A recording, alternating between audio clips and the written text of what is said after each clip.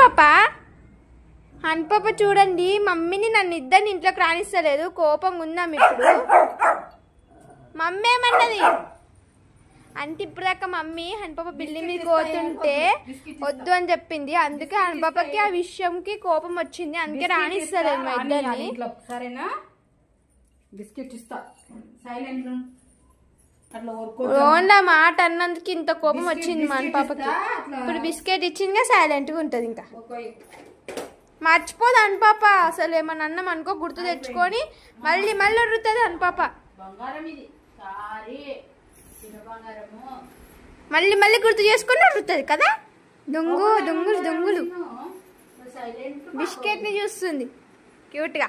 ఇడుంది ఆ బిస్కెట్ హన్పాపవి. అవి చూస్తుంది. సైలెంట్ కిల్లర్ ఇది. సైలెంట్ కిల్లర్ అంటే సైలెంట్ గా ఉంటది కానీ